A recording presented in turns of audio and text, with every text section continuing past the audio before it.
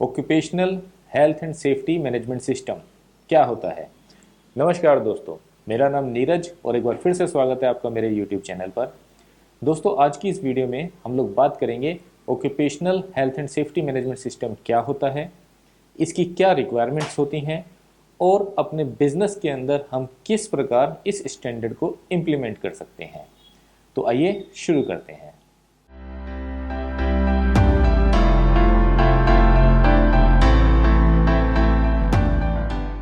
Occupational health and safety management system, जिसे हम लोग ओसास भी कहते हैं, पहले इसका नाम ओसास 18,001 2007 था, जिसे ईयर 2018 में 45,001 से अपडेट कर दिया गया और आज की डेट में इसका नाम ISO 45,001 2018 है। दोस्तों, एक ऑर्गेनाइजेशन वर्कर्स और अदर पीपल की हेल्थ और सेफ्टी के लिए रिस्पॉन्सिबल होती है, जो उस ऑर्गेनाइजेशन की जो एक्टिविटीज़ हैं उससे अफेक्टेड हो सकते हैं। इस रिस्पॉन्सिबिलिटी के अंदर उसकी फिजिकल हेल्थ और मेंटल हेल्थ भी शामिल होती है। ओसास मैनेजमेंट सिस्टम का जो मेन मकसद है या उसका जो पर्पस है वो है ओसास के रिस्क और अपॉर्चुनिटीज़ को मैनेज करने के लिए एक फ्रेमवर्क प्रोवाइड करना। दोस्तों, इस स्टैंडर्ड की मदद से हम ओसास में जो रिस्क हैं उसको कम कर सकते हैं और उसके अंदर जो हैजर्ड्स हैं उनको हम आइडेंटिफाई करके उनको एलिमिनेट कर सकते हैं। दोस्तों, जो स्मॉलर बिजनेस है या कम जटिल और कम हैजर्ड्स ऑपरेशन वाले जो बिजनेस हैं उसके अंदर जो एम्प्लॉयज़ होते हैं, वर्कर होते हैं या मैनेजर होते हैं, उनको अपने काम की बहुत अच्छी समझ पहले से ही हो जाती है कई मामलों में। ये स्टैंडर्ड बस उनको अधिक स्ट्रक्चर्ड वे में उनको मैनेज करने के लिए एक अच्छा सा फ्रेमवर्क प्रोवाइड करता है। दोस्तों, ISO 45,001 2018 ISO के द्वारा बनाया गया स्टैंडर्ड है। ISO एक इंटरनेशनल ऑर्गेनाइजेशन है जिसका काम है वेरियस टाइप के स्टैंडर्ड्स बनाना। ISO नेशनल स्टैंडर्ड बॉडीज की एक वर्ल्ड वाइड फेडरेशन है। दोस्तों, अगर आप ISO के बारे में और अधिक जानकारी लेना चाहते हैं तो ISO के ऊपर हमने एक प्रॉपर एक वीडियो बनाई है, उसका लिंक डिस्क्रिप्शन में दिया गया है। आप उस लिंक को देखकर ISO के बारे में और अधिक जानकारी ले सकते हैं। Plan do check act PDCA cycle. दोस्तों, ISO के हर स्टैंडर्ड में ये PDCA साइकिल होता है, इसीलिए इस स्टैंडर्ड के अंदर भी PDCA जो हमारा जो साइकिल है वो लागू होता है। PDCA साइकिल क्या होता है इसको समझते हैं। दोस्तों, बिजनेस के अंदर PDCA कंसेप्ट कंटिन्यूअल इम्प्रूवमेंट को प्राप्त करने के लिए ऑर्गेनाइजेशन के द्वारा किया जाने वाला एक इंटरैक्टिव प्रोसेस है। PDCA कंसेप्ट को इस मैनेजमेंट सिस्टम के अंदर और उसके प्रत्येक इंडिविजुअल सिस्टम के अंदर अप्लाई किया जा सकता है। PDCA कंसेप्ट का जो पहला पॉइंट है प्लान, इसके अंदर ऑर्गेनाइजेशन को ओसास के रिस्क और अपॉर्चुनिटीज का निर्धारण करना चाहिए, उन्हें एक्सेस करना चाहिए और ओसास की पॉलिसीज के अकॉर्डिंग उसके ऑब्जेक्टिव्स को अचीव करने के लिए एक प्रोसेस एस्टेब्लिश करना चाहिए। नेक्स्ट पॉइंट है डू। इसके अंदर ऑर्गेनाइजेशन को प्लान के अकॉर्डिंग प्रोसेस को इंप्लीमेंट करना चाहिए। दोस्तों, पॉइंट नंबर 3 है चेक। इसमें ऑर्गेनाइजेशन को ओसास की पॉलिसीज और ऑब्जेक्टिव्स के रिगार्डिंग जो उसकी एक्टिविटीज हैं और उसके प्रोसेसेस हैं उसको मॉनिटर और मेजर करना चाहिए और इसके जो रिजल्ट निकले हैं उनको रिपोर्ट करना चाहिए। दोस्तों, PDCA का जो 4th पॉइंट है एक्ट, इसके अंदर ऑर्गेनाइजेशन को ओसास के इंटेंडेड आउटकम्स को अचीव करने के लिए ओसास की परफॉर्मेंस में कंटिन्यू इम्प्रूवमेंट के लिए एक्शन लेने चाहिए। तो दोस्तों, अगर आप इस चैनल पे नए हैं तो प्लीज़ इस चैनल को सब्सक्राइब करें। चलिए आगे बढ़ते हैं और समझते हैं कि ओसास स्टैंडर्ड के अंदर कितने क्लोज हैं और किस प्रकार आप इसको अपनी ऑर्गेनाइजेशन में इम्प्लीमेंट कर सकते हैं। Occupational health and safety management system, इस स्टैंडर्ड की क्या रिक्वायरमेंट है, क्या इसकी गाइडेंस हैं जिनको हम यूज़ करके अपने मैनेजमेंट सिस्टम को बेटर कर सकते हैं। तो दोस्तों, यहाँ पे मैं आपको बताना चाहूँगा इस स्टैंडर्ड के अंदर भी टोटल 10 क्लोज हैं जिन्हें हम वन बाय वन समझने की कोशिश करेंगे। अपना क्लॉज नंबर 1 है स्कोप। ये डॉक्यूमेंट एक occupational health and safety management system के लिए रिक्वायरमेंट को स्पेसिफाई करता है और इसके यूज के लिए गाइडेंस देता है, ताकि ऑर्गेनाइजेशन को वर्क से रिलेटेड इंजरी और इल हेल्थ को प्रिवेंट करने के साथ साथ अपने औसास की परफॉर्मेंस में कंटिन्यू इंप्रूवमेंट करके सेफ और हेल्दी वर्कप्लेस प्रोवाइड करने में सक्षम बनाया जा सके।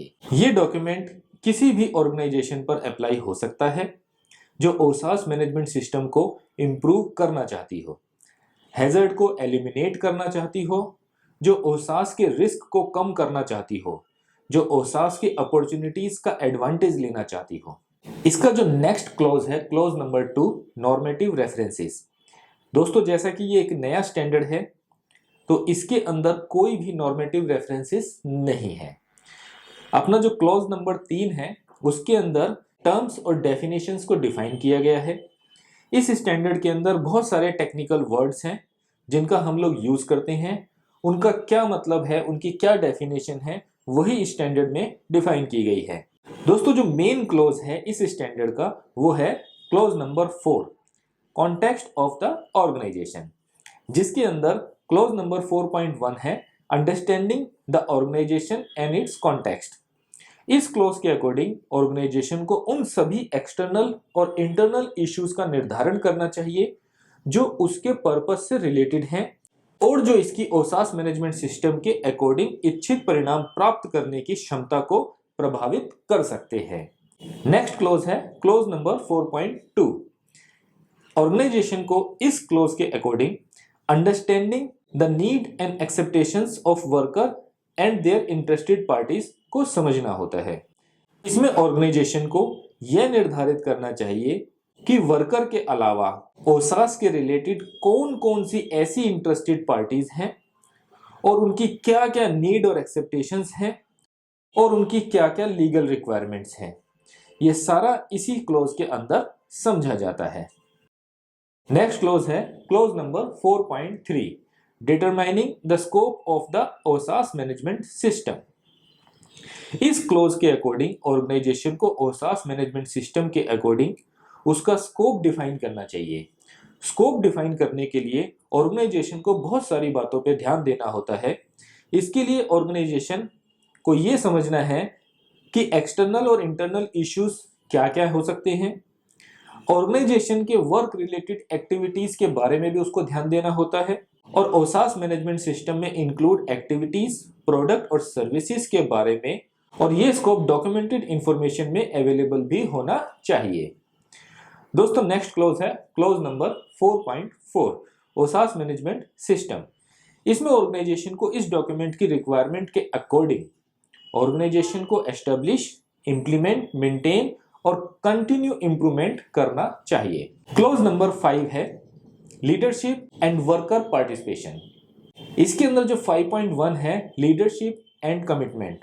टॉप मैनेजमेंट को औसास मैनेजमेंट सिस्टम के अकॉर्डिंग लीडरशिप और कमिटमेंट प्रदर्शित करने चाहिए।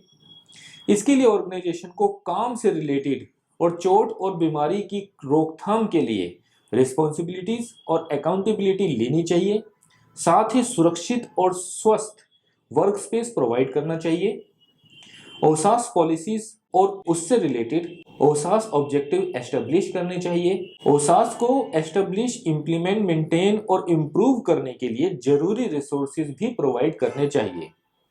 औसास मैनेजमेंट सिस्टम के इफेक्टिवनेस में कंट्रीब्यूट करने वाले पर्संस को डायरेक्ट और सपोर्ट करना चाहिए। ऑर्गेनाइजेशन को अपने यहाँ पर एक कल्चर डेवलप करना चाहिए और उसको प्रमोट करना चाहिए। और हेल्थ और सेफ्टी कमेटी को भी एस्टेब्लिश करना चाहिए ताकि वो समय समय पर हेल्थ और सेफ्टी से रिलेटेड इश्यूज को देखती रहे। नेक्स्ट क्लोज है clause number 5.2, OHSAS policies. Top management को औसास पॉलिसीज एस्टेब्लिश, इंप्लीमेंट और मेंटेन करनी चाहिए और पॉलिसीज के अंदर उन्हें ध्यान देना चाहिए कि काम से रिलेटेड इंजरी और इल हेल्थ की रोकथाम के लिए सेफ और हेल्दी वर्किंग कंडीशन प्रोवाइड करनी चाहिए। औसास के ऑब्जेक्टिव्स को सेट करना चाहिए, उसकी लीगल रिक्वायरमेंट को फुलफिल करना चाहिए, हैजर्ड्स को एलिमिनेट करना चाहिए और औसास में रिस्क को रिड्यूस करना चाहिए। ये सारी चीजें हमारे औसास की पॉलिसीज में डिफाइन होनी चाहिए। दोस्तों नेक्स्ट क्लॉज है 5.3 जिसके अंदर ऑर्गेनाइजेशन के रोल, रिस्पॉन्सिबिलिटीज और अथॉरिटीज की बात की गई है। इसमें टॉप मैनेजमेंट को यह सुनिश्चित करना चाहिए कि रिलेवेंट रोल के लिए रिस्पॉन्सिबिलिटीज और अथॉरिटीज औसास मैनेजमेंट सिस्टम के अनुसार ऑर्गेनाइजेशन के अंदर सभी लेवल पर कम्युनिकेटेड किए गए हैं और डॉक्यूमेंटेड इंफॉर्मेशन के रूप में बनाए गए हैं और जब भी उसकी जरूरत हो वो अवेलेबल है। नेक्स्ट है clause number 5.4 consultation and participation of worker. यह ऑर्गेनाइजेशन को कंसल्टेशन के लिए प्रोसेस को एस्टेब्लिश, इंप्लीमेंट और मेंटेन करना चाहिए और सभी एप्लीकेबल लेवल और फंक्शन में वर्कर के पार्टिसिपेशन को सुनिश्चित करना चाहिए और औसास मैनेजमेंट सिस्टम में इंप्रूवमेंट के लिए डेवलपमेंट, प्लानिंग, इंप्लीमेंटेशन और प्रोसेस इवैल्यूएशन को भी टाइम टू टाइम करते रहना चाहिए। दोस्तों अब तक हमने 5 क्लॉजेस समझ लिए हैं। अब अपना नेक्स्ट क्लॉज आता है क्लॉज नंबर 6। ये बहुत ही इंपॉर्टेंट क्लॉज है। इस क्लॉज के अंदर आता है प्लानिंग। ऑर्गेनाइजेशन को प्लान बनाते वक्त बहुत सावधानी के साथ बहुत सारी चीजों को समझना होता है, जिसमें क्लॉज नंबर 6.1 है action to address risk and opportunities. इसमें औसास मैनेजमेंट सिस्टम की प्लानिंग करते समय ऑर्गेनाइजेशन को उन रेफर्ड इश्यूज को कंसीडर करना चाहिए जो क्लॉज नंबर 4.1 कॉन्टेक्स्ट में, क्लॉज नंबर 4.2 इंटरेस्टेड पार्टीज में और clause number 4.3 scope of the organisation में हैं और ऑर्गेनाइजेशन को उन रिस्क और अपॉर्चुनिटीज को डिटरमाइन करना चाहिए जिनको एड्रेस करने की जरूरत है। इसमें ऑर्गेनाइजेशन ये एश्योरेंस दे कि औसास मैनेजमेंट सिस्टम अपने इच्छित परिणाम प्राप्त कर सकते हैं। ऑर्गेनाइजेशन को अनडिजायर्ड इफेक्ट को प्रिवेंट या उसे रिड्यूस करना चाहिए। ऑर्गेनाइजेशन को कंटिन्यूअल इंप्रूवमेंट को अचीव करना चाहिए। ऑर्गेनाइजेशन को अपनी प्लानिंग प्रोसेस में रिस्क और अपॉर्चुनिटीज का निर्धारण और मूल्यांकन करना चाहिए जो औसास मैनेजमेंट सिस्टम के इंटेंडेड आउटकम से रिलेटेड है। ऑर्गेनाइजेशन में प्लान चेंजेस के मामले में परमानेंट हो या टेम्परेरी हो, ये असेसमेंट चेंज इंप्लीमेंट होने से पहले किया जाना चाहिए। Next clause hazard identification and assessment of risk and opportunities. Hazards का आइडेंटिफिकेशन करने के लिए ऑर्गेनाइजेशन को हैजर्ड को आइडेंटिफाई करने के लिए एक प्रोसेस को एस्टेब्लिश, इंप्लीमेंट और मेंटेन करना चाहिए जो ऑनगोइंग और प्रोटेक्टिव हो। इसमें ध्यान रखा जाएगा कि ऑर्गेनाइजेशन में वर्क को कैसे ऑर्गेनाइज किया जाता है, ऑर्गेनाइजेशन में सोशल फैक्टर, लीडरशिप और कल्चर क्या है, वर्क प्लेस का इंफ्रास्ट्रक्चर कैसा है, इक्विपमेंट कैसे हैं, मटेरियल और फिजिकल कंडीशन क्या है, ह्यूमन फैक्टर का क्या रोल है, ऑर्गेनाइजेशन के पास्ट रिलेवेंट इंसिडेंट कैसे थे, उसमें इमरजेंसीज को भी इंक्लूड किया जाना चाहिए। सभी पीपल को कंसीडर किया जाना चाहिए, वो वर्कर हो या कॉन्ट्रैक्टर हो या विजिटर हो। अदर इश्यूज भी कंसीडर होने चाहिए जैसे डिजाइन ऑफ वर्क एरिया, उसके प्रोसेसेस, इंस्टॉलेशंस, मशीनरी और ऑपरेटिंग प्रोसीजर्स। ऑर्गेनाइजेशन में एक्चुअल या प्रपोज चेंजेस को भी ध्यान में रखा जाना चाहिए। क्लॉज नंबर 6.1.2.2 के according assessment of OHSAS risk and other risk of the OHSAS management system. OHSAS risk के असेसमेंट के लिए ऑर्गेनाइजेशन के मेथोडोलॉजी और क्राइटेरिया डिफाइन किए जाएंगे। ऑर्गेनाइजेशन के स्कोप, उसके नेचर और टाइमिंग के संबंध में ये सुनिश्चित करने के लिए कि वे रिएक्टिव होने की बजाय प्रोटेक्टिव हैं और सिस्टमेटिक वे में काम कर रहे हैं, इस पॉइंट के अंदर इस चीज पर ध्यान दिया जाएगा। मेथोडोलॉजी और क्राइटेरिया में डॉक्यूमेंटेड इंफॉर्मेशन को मेंटेन और रिटेन भी किया जाएगा। नेक्स्ट है assessment of OHSAS opportunities and other opportunities for the OHSAS management system. इसके अंदर भी हम लोग असेसमेंट से रिलेटेड सारी चीजें देखेंगे। नेक्स्ट क्लॉज है 6.1.3 determination of legal requirements and other requirements. Organisation को प्रोसेस एस्टेब्लिश, इंप्लीमेंट और मेंटेन करने चाहिए। इसमें ऑर्गेनाइजेशन को प्रोसेस एस्टेब्लिश, इंप्लीमेंट और मेंटेन करने चाहिए। Up to date legal requirement और अदर रिक्वायरमेंट को निर्धारित करें जो हैजर्ड्स पर एप्लीकेबल होते हैं और ये भी निर्धारित करें कि ये रिक्वायरमेंट ऑर्गेनाइजेशन पर कैसे एप्लीकेबल होगी और कैसे कम्युनिकेट होगी। नेक्स्ट क्लॉज है 6.1.4 प्लानिंग एक्शन।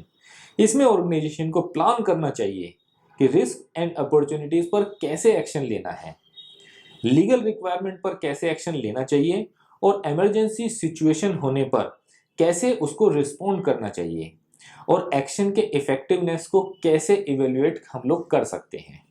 दोस्तों clause number 6.2 OHSAS objective and planning to achieve them. इस क्लोज के अंदर ऑर्गेनाइजेशंस को अपने ऑब्जेक्टिव एस्टेब्लिश करने चाहिए और ऑब्जेक्टिव्स को एस्टेब्लिश करने के लिए ऑर्गेनाइजेशन को कुछ पॉइंट्स पर ध्यान देना चाहिए, जैसे ओसास की पॉलिसीज क्या है, ओसास की पॉलिसीज के साथ कंसिस्टेंट होने चाहिए ये ऑब्जेक्टिव मीजरेबल या परफॉर्मेंस इवेल्युएशन कैपेबल होने चाहिए, रिस्क एंड अपॉर्चुनिटीज को ध्यान में रख के बनाए जाने चाहिए, ये ऑब्जेक्टिव मॉनिटर्ड होने चाहिए और ये ऑब्जेक्टिव कम्युनिकेटेड भी होने चाहिए। नेक्स्ट क्लॉज है 6.2.2 planning to achieve OHSAS objective. OHSAS objective को अचीव करने के लिए प्रॉपर प्लानिंग होनी चाहिए। इसमें क्या करना है, कैसे करना है, किसको करना है, वो सारे पॉइंट्स पर फोकस होना चाहिए। क्या क्या रिसोर्सेज की जरूरत होगी, कौन रिस्पॉन्सिबल होगा, कौन इसको कंप्लीट करेगा, रिजल्ट को कैसे इवेल्युएट करेंगे, कैसे मॉनिटर करेंगे, ये सारे पॉइंट इस स्टैंडर्ड के इस क्लॉज के अंदर कवर होने चाहिए। दोस्तों नेक्स्ट क्लॉज है क्लॉज नंबर 7 सपोर्ट। हर बिजनेस को करने के लिए हमें दो तरह के रिसोर्सेज की आवश्यकता होती है। पहला है हमारा ह्यूमन रिसोर्सेज और दूसरे है हमारी मशीनरीज, हमारे इक्विपमेंट्स। इस क्लॉज के अंदर हम लोग इसी रिसोर्सेज की बात करेंगे। तो क्लॉज नंबर 7.1 रिसोर्सेज के अंदर ऑर्गेनाइजेशन ओसास मैनेजमेंट सिस्टम को एस्टेब्लिश करेगा, इंप्लीमेंट करेगा, मेंटेन करेगा और कंटिन्यूअल इंप्रूवमेंट के लिए जितने भी आवश्यक रिसोर्सेज की जरूरत होगी उनका निर्धारण करेगा और उनको प्रोवाइड करेगा। क्लॉज नंबर 7.2 है कॉम्पिटेंस। इस क्लॉज के अंदर ऑर्गेनाइजेशन वर्कर की नेसेसरी कॉम्पिटेंस का निर्धारण करेगा जो ओसास की परफॉर्मेंस को इफेक्ट कर सकते हैं। ऑर्गेनाइजेशन यह भी सुनिश्चित करेगा कि वर्कर एजुकेशन, ट्रेनिंग या एक्सपीरियंस के आधार पर कॉम्पिटेंट है। क्लॉज नंबर 7.3 है हमारा अवेयरनेस। दोस्तों वर्कर को पूरी तरीके से अपने काम से अवेयर होना चाहिए। इस क्लॉज के अंदर ऑर्गेनाइजेशन वर्कर को अवेयर करेगा, उसको पता होना चाहिए कि ओसास की पॉलिसीज और ओसास के ऑब्जेक्टिव्स क्या हैं। वर्कर को यह पता होना चाहिए ओसास मैनेजमेंट सिस्टम के इफेक्टिवनेस में उनका क्या कंट्रीब्यूशन है। इंसिडेंट और इन्वेस्टिगेशंस के आउटकम्स को उनके रिलेवेंट होना चाहिए। हैजर्ड ओसास के रिस्क और एक्शन को उनके रिलेवेंट होना चाहिए। क्लॉज नंबर 7.4 है कम्युनिकेशन।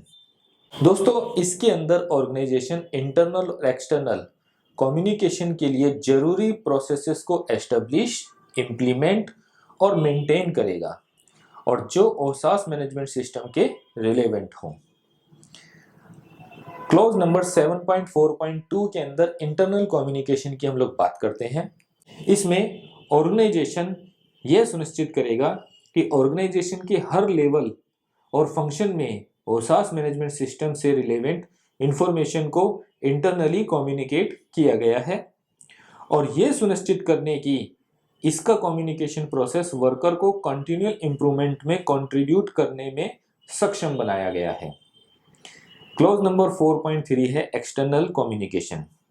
ऑर्गेनाइजेशन को एक्सटर्नल रूप से ओसास मैनेजमेंट सिस्टम से रिलेवेंट इंफॉर्मेशन को कम्युनिकेट करना चाहिए, जैसा कि ऑर्गेनाइजेशन की कम्युनिकेशन प्रोसेस द्वारा एस्टेब्लिश किया गया है और इसकी लीगल रिक्वायरमेंट को ध्यान में रखा जाना चाहिए। क्लॉज नंबर 7.5 है डॉक्यूमेंटेड इंफॉर्मेशन। दोस्तों आईएसओ का ये मेन सिद्धांत है कि जो आप कहते हो, जो आप करते हो, वो सारा कुछ डॉक्यूमेंटेड होना चाहिए।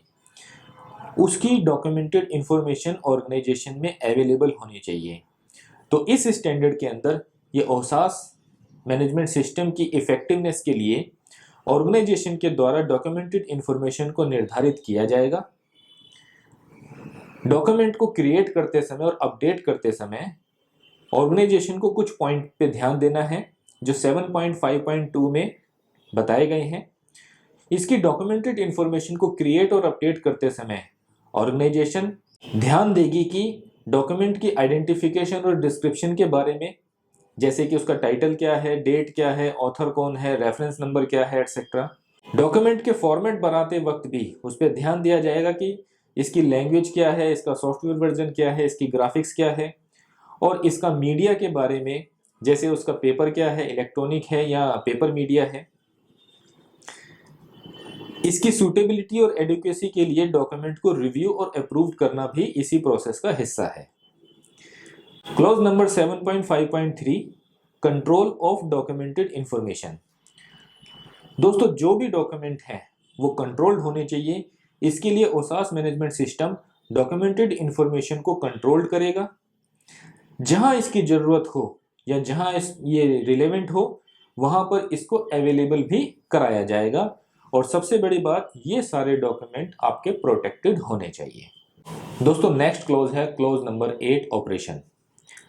हर ऑर्गेनाइजेशन के अंदर ऑपरेशन उसका मेन पार्ट होता है, तो इस क्लॉज को समझना बहुत ज़्यादा जरूरी है। इस क्लॉज के अंदर क्लॉज नंबर 8.1 है ऑपरेशनल प्लानिंग एंड कंट्रोल। इसमें ऑर्गेनाइजेशन ओसास मैनेजमेंट सिस्टम की रिक्वायरमेंट को पूरा करने के लिए नीडेड प्रोसेसेस को प्लान, इंप्लीमेंट, कंट्रोल और मेंटेन करेगा। और क्लॉज नंबर 6 में निर्धारित एक्शन दिए गए हैं उसको इंप्लीमेंट भी करेगा। इसके लिए ऑर्गेनाइजेशन प्रोसेस के लिए क्राइटेरिया एस्टेब्लिश करेगा, क्राइटेरिया के अकॉर्डिंग प्रोसेस के कंट्रोल को इंप्लीमेंट करेगा, डॉक्यूमेंटेड इंफॉर्मेशन को रिटेन करेगा, वर्कर के लिए वर्क को अडॉप्ट करेगा। Clause number 8.1.2 eliminating hazards and reducing OHSAS risk. इसमें ऑर्गेनाइजेशन हैजर्ड्स को एलिमिनेट करने के लिए और ओसास के रिस्क को कम करने के लिए ऑर्गेनाइजेशन प्रोसेस को एस्टेब्लिश, इंप्लीमेंट और मेंटेन करेगा। क्लॉज नंबर 8.1.3 में management of changes. Organisation plan temporary और परमानेंट चेंजेस जो ओसास की परफॉर्मेंस को इम्पैक्ट कर सकते हैं उनको इम्प्लीमेंटेशन एंड कंट्रोल के लिए प्रोसेस एस्टेब्लिश करेगा। दोस्तों, अपना नेक्स्ट क्लॉज है 8.1.4 प्रोक्यूरमेंट। इसमें ऑर्गेनाइजेशन को ध्यान देना है कि ओसास मैनेजमेंट सिस्टम में प्रोडक्ट और सर्विसेज के प्रोक्यूरमेंट को कंट्रोल करने के लिए ऑर्गेनाइजेशन प्रोसेस एस्टेब्लिश, इंप्लीमेंट और मेंटेन करे। नेक्स्ट क्लॉज है कॉन्ट्रैक्टर। हैजर्ड को आइडेंटिफाई करने के लिए ऑर्गेनाइजेशन अपने कॉन्ट्रैक्टर के साथ प्रोक्यूरमेंट प्रोसेस को कोऑर्डिनेट करेगा। नेक्स्ट क्लॉज है आउटसोर्सिंग। ऑर्गेनाइजेशन यह इंश्योर करेगा कि आउटसोर्स किए गए फंक्शंस और प्रोसेस कंट्रोल्ड हैं। ऑर्गेनाइजेशन यह भी इंश्योर करेगी कि इसकी आउटसोर्सिंग अरेंजमेंट लीगल रिक्वायरमेंट के अकॉर्डिंग है। नेक्स्ट क्लॉज है 8.2 emergency preparedness and response. Potential emergency situation को रिस्पॉन्ड करने के लिए ऑर्गेनाइजेशन प्रोसेस एस्टेब्लिश, इंप्लीमेंट और मेंटेन करेगा, जैसा कि क्लॉज नंबर 6.1.2.1 में दिया गया है। इसके लिए फर्स्ट एड के प्रोविजन के साथ इमरजेंसी सिचुएशन के लिए एक प्लान एस्टेब्लिश किया जाएगा। प्लान रिस्पॉन्स के लिए ट्रेनिंग प्रोवाइड की जाएगी। समय समय पर प्लान रिस्पॉन्ड कैपेबिलिटी की टेस्टिंग और एक्सरसाइजिंग की जाएगी। परफॉर्मेंस का इवैल्यूएशन किया जाएगा। सभी वर्कर को उनकी ड्यूटीज और रिस्पॉन्सिबिलिटीज से रिलेवेंट इंफॉर्मेशन कम्युनिकेट किए जाएंगे। और contractor, visitor, emergency response services, government authorities के साथ रिलेवेंट इंफॉर्मेशन को भी कम्युनिकेट किया जाएगा। और साथ ही ऑर्गेनाइजेशन इन सारे डॉक्यूमेंटेड इंफॉर्मेशन को रिटेन भी करेगा। दोस्तों, अपना नेक्स्ट क्लॉज है क्लॉज नंबर 9 परफॉर्मेंस इवैल्यूएशन। इसमें जो अपना 9.1 है monitoring, measurement, analysis and performance evaluation. यह ऑर्गेनाइजेशन मॉनिटरिंग, मेजरमेंट, एनालिसिस और परफॉर्मेंस इवैल्यूएशन के लिए प्रोसेस एस्टेब्लिश करेगा, उनको इम्प्लीमेंट करेगा और साथ ही साथ उनको मेंटेन भी करेगा।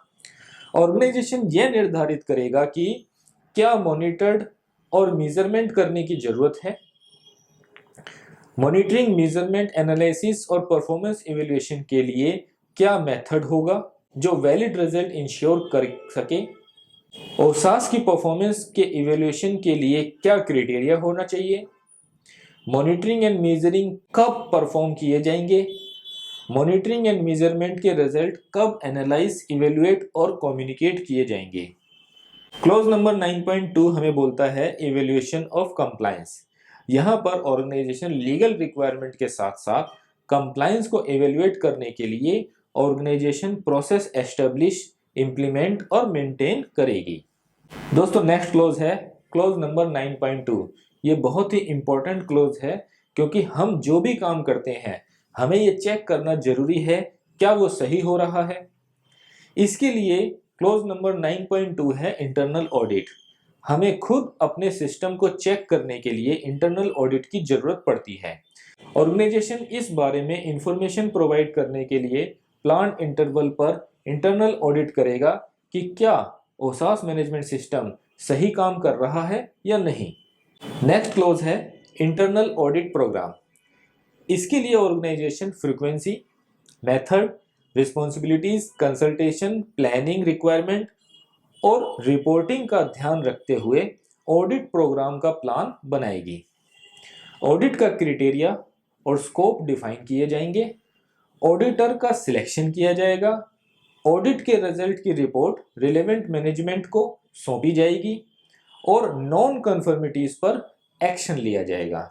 इसकी डॉक्यूमेंटेड इंफॉर्मेशन को भी रिटेन किया जाएगा। दोस्तों जब इंटरनल ऑडिट हो जाता है तो मैनेजमेंट को उसको रिव्यू करने के लिए एक मैनेजमेंट रिव्यू मीटिंग ऑर्गेनाइज करनी चाहिए जिसके अंदर वो चेक कर सकें कि ऑडिट के रिजल्ट क्या कहते हैं। यही हमारा क्लॉज नंबर 9.3 है मैनेजमेंट रिव्यू, जो हमें कहता है कि टॉप मैनेजमेंट को प्लान इंटरवल पर ऑर्गेनाइजेशन के ओसास मैनेजमेंट सिस्टम को रिव्यू करने के लिए इसकी कंटिन्यू, सूटेबिलिटी और एडिक्वेसी और इफेक्टिवनेस बनाए रखने के लिए टाइम टू टाइम मैनेजमेंट को इंटरनल रिव्यू करना चाहिए।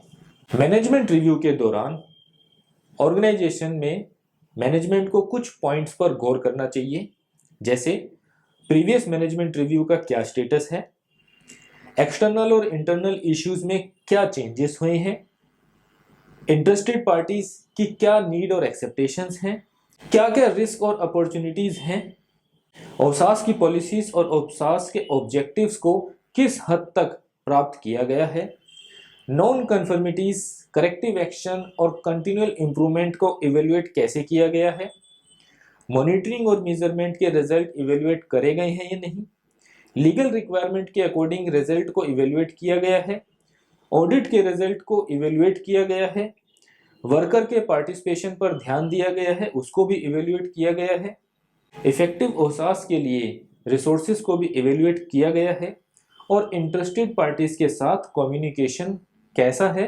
इसको भी इवेल्युएट किया गया है या नहीं। नेक्स्ट क्लोज है क्लोज नंबर 10, जो हमारा फाइनल क्लोज है। ये है हमारा इम्प्रूवमेंट। इस क्लोज के अकॉर्डिंग ऑर्गेनाइजेशन को ये चाहिए कि अपने इस मैनेजमेंट सिस्टम को टाइम टू टाइम इंप्रूव करते रहे। ऑर्गेनाइजेशन इंप्रूवमेंट के अवसरों का निर्धारण करेगा और ओसास मैनेजमेंट सिस्टम के आउटकम को अचीव करने के लिए जरूरी इंप्लीमेंट करेगा। क्लोज नंबर 10.2 है incident, non conformity and corrective action.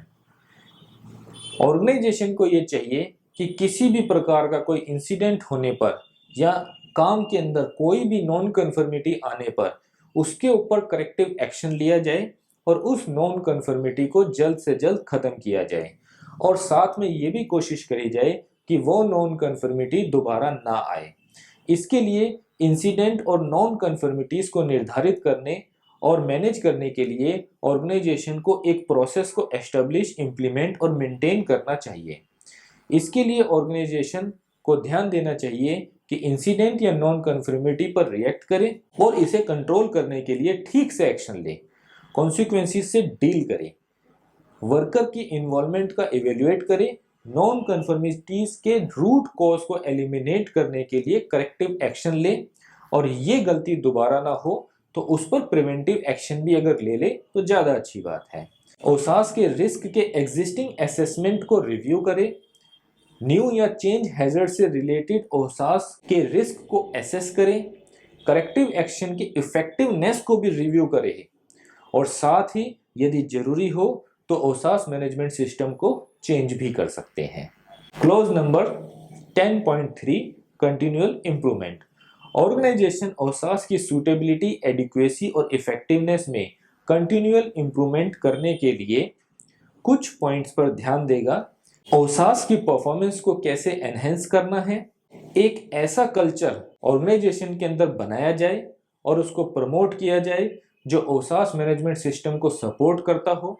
ओसास management system के कंटिन्यू इंप्रूवमेंट के लिए वर्कर के पार्टिसिपेशन को प्रमोट करें, कंटिन्यू इंप्रूवमेंट के रिलेवेंट रिजल्ट को वर्कर के साथ कम्युनिकेट करें, और कंटिन्यू इंप्रूवमेंट के लिए डॉक्यूमेंटेड इंफॉर्मेशन को मेंटेन करें और साथ में रिटेन करें। तो दोस्तों, ये था हमारा OHSAS, occupational health and safety management system, ISO 45001। दोस्तों, वैसे तो ISO 45001 बहुत ही बड़ा स्टैंडर्ड है, लेकिन हमने फिर भी कोशिश करी है कम शब्दों में उस स्टैंडर्ड को एक्सप्लेन करने की। आप भी इस वीडियो के माध्यम से इस स्टैंडर्ड को समझ सकते हैं और इसे अपनी ऑर्गेनाइजेशन में लागू कर सकते हैं, और ओसास के जो बेनिफिट्स हैं वो उनका लाभ अपने ऑर्गेनाइजेशन में ले सकते हैं। तो दोस्तों, अगर आपको ये वीडियो पसंद आई हो तो इस वीडियो को लाइक करें, शेयर करें, और अगर अभी तक आपने हमारा चैनल सब्सक्राइब नहीं किया है तो इसे जल्दी से सब्सक्राइब करें और हम लोगों को सपोर्ट करें, ताकि हम इसी तरह की और भी वीडियो आपके लिए बनाते रहें। तो दोस्तों, मिलते हैं आपसे जल्द ही किसी और वीडियो में। तब तक के लिए धन्यवाद।